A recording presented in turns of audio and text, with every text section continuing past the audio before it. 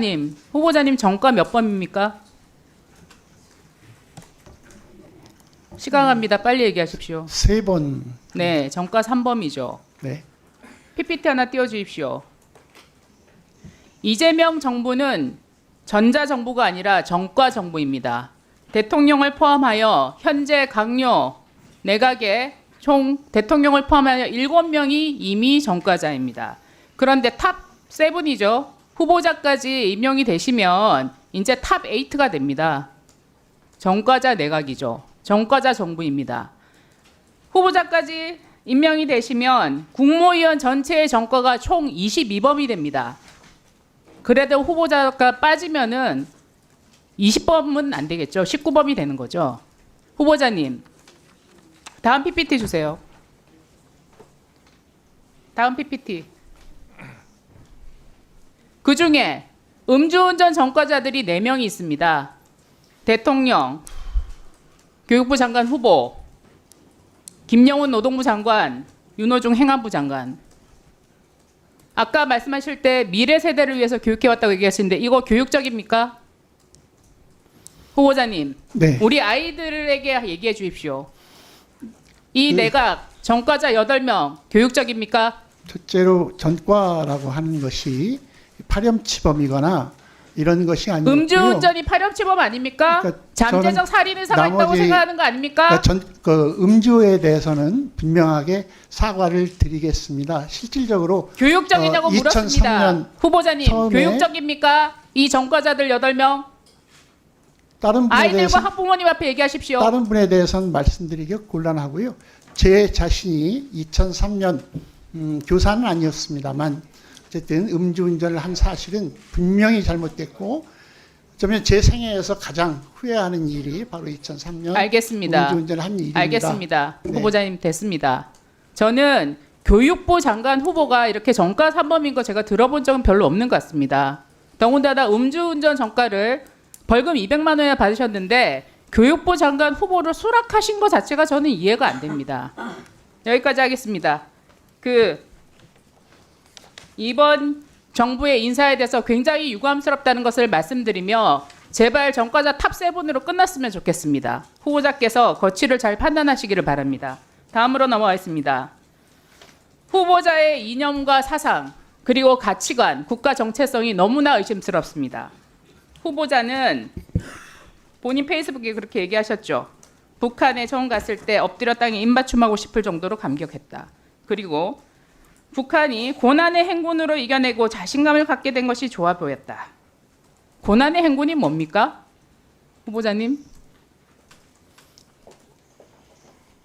대답 못하십니까? 북한이 매우 힘든 상황에서 그것을 이겨내기 위해서 그 북한 인민들이 네, 당시에 같이 이거를 함께 하신 게 극복했던 고난의 일이라고 행군으로 생각합니다. 이겨냈다고 얘기하신 게 2001년이고요. 2000년에 북한의 불법 대북 송금 사건이 있었습니다. 엄청난 금액이 북한으로 돈이 흘러 들어갔죠.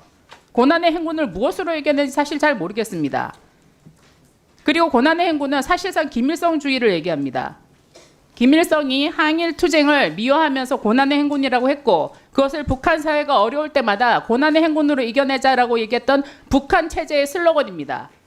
이것을 미화하고 찬양하고 두둔하고 거기에 감격하고 저는 후보자가 대한민국의 사회부총리가 될 자격이 없다고 생각합니다. 더군다나 대한민국 국민, 대한민국 학생들에게 너무나 반교육적인 인사라고 저는 생각합니다. 다음 페이지 주실까요?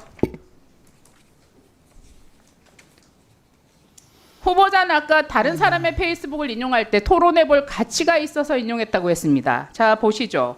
후보자가 인용한 것들. 핵무기 개발에 대해서 미사일을 쏘려고 하면 북한에 쌀과 약을 갖다 바치고 꽃받침 만들고 두 팔 벌려 심장을 내밀어 쏘지 마세요라고 하자는 겁니까?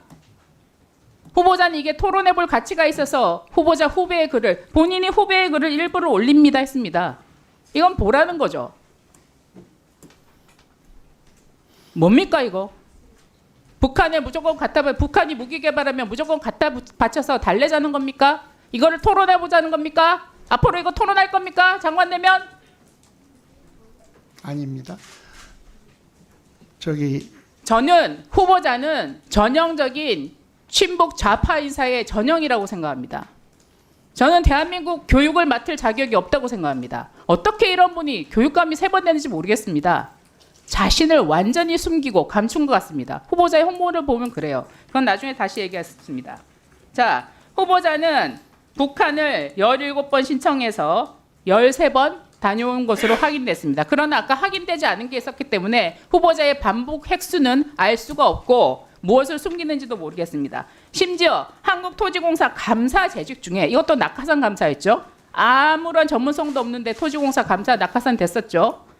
감사 재직 중에 방북을 8번 했습니다. 그런데 아이러니한 게 심지어 북한 1차 핵실험이 일어났는데도 불구하고 10월 9일에 핵실험을 했는데 10월 12일 날 또 북한에 갑니다. 어떻게 이럴 수 있습니까? 공공기관 감사가. 그리고 또 있습니다. 2008년 6월 14일 날 금강산 다녀옵니다. 그리고 나서 그 유명한 우리 국민인 박광자 씨 금강산 관광객 피살 사건이 일어났습니다. 그런데 불과 몇 달 못 가서 또 북한 갑니다. 박광자 씨 피살 사건에 대해서 북한군이 죽인 천인 공로할 피살 사건에 대해서 자국민이 사망한 사건에 대해서 본인 분노한 적 있습니까? 그런 SNS 쓴 적 있습니까? 어떻게 자국민이 죽었는데 공공기관 감사까지 한 사람이 또다시 북한에 갑니까? 북한의 VIP입니까? 그 말씀하신 것 가운데 처음에 평양에 갔을 때 후보님, 감동을 후보님 질문하지 않았습니다. 후보님 답변 별로 들을 게 없는 것 같습니다. 저는 후보님께서 심지어 연차 빼고는 어디 간 적 없다고 했는데 연차도 안 내고 북한 방문이 5번입니다. 북한으로 출근한 겁니까? 제가 그때 당시 일이 그 남쪽에서 민간인의 교류를 위한 민족화해협력 범국민협의회 남쪽에서부터 남남 대화를 위한 단체였고요. 그 단체에 제가 그 실무자로 일을 하고 있었습니다. 단체에 관련돼서 친목 활동을 하시든지 아니면 공공기관 감사를 하든지 둘 중에 하나를 하셔야죠. 토지공사에서 5억대의 급여 받고 북한에는 그렇게 식수회를 들락날락거리고 자국민이 죽어도 북한에 가고 그 전체 방문한 것이 방북한 것이 16차례는 맞습니다만 그 중에서 토지공사 감사 시절에 갔던 것은 네, 답변을 좀 들어보시죠. 네. 북한에 갔지 않습니까? 그렇지 않습니다. 네, 하여튼 저 답변하실 거 있으면 답변을 좀 하세요. 네. 네, 지금 말씀하신 것 중에 조금 그 오해가 있을 수 있어서 한두 네. 가지만 간략하게 말씀 주십시오. 네. 그 처음에 방북을 했을 때 그 느꼈던 느낌을 그때 당시가 아니라 한참 지난 뒤에 표현했을 때 제가 그 감격이 됐다 한 것은 실제로 절대 갈 수 없는 나라인 줄 알았는데 김포공항에서 출발해서 1시간 만에 도착했을 때 그리고 그곳에서 네. 만난 게 우리랑 같은 말을 쓰고 있는 언젠가 우리가 함께 해야 될 우리 민족을 만날 수 있다는 것 때문에 그런 감을 얘기했었고요. 그리고 여러 차례 갔던 것 가운데에서 그것은 전부 다 미나협의 공적인 업무 수행이라고 저는 생각하고 당연히 알겠습니다. 통일부에 사전에 네네. 신고하고 이렇게 이루어졌던 일입니다. 네. 그 지금